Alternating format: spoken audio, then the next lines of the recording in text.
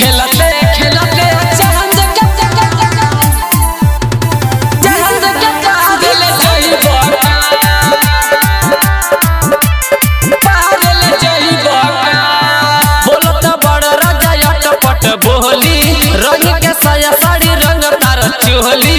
राजा साया साड़ी रंग तार चोली बोलत बड़ राजा अटपट बोली रंग के साया साड़ी रंग तार चोली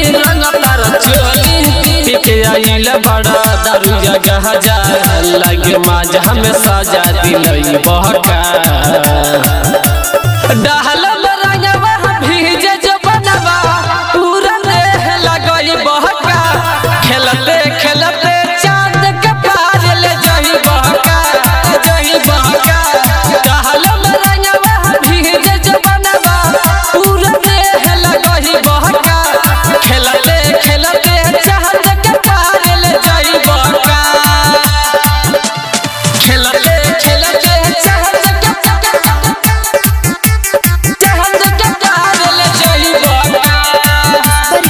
स्टूडियो दिल्ली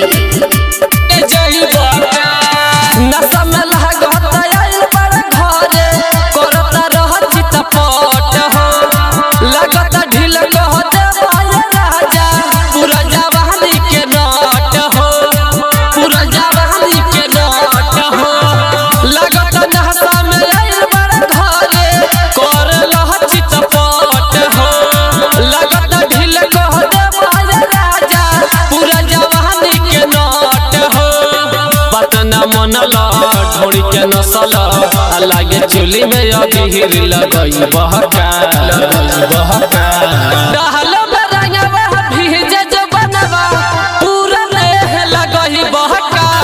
खेलते खेलते चांद के पार ले जही बहका डहल रंगवा भीजे जो बनवा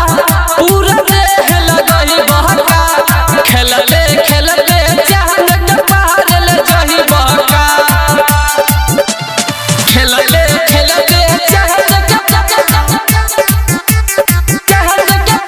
ले जही बहका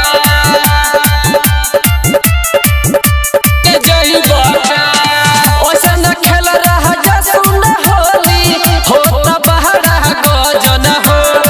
रात सुरहंदर किरपज बिहारी बड़ साफ बेसरम हो ओसे न खेल सुन राजा हमरा से होली हो रात सुरहंदर किरपज बिहारी बड़ साफ बेसरम हो सुनय राजा होली में तोहार पिचकारी देखो टन टन बोलता खेल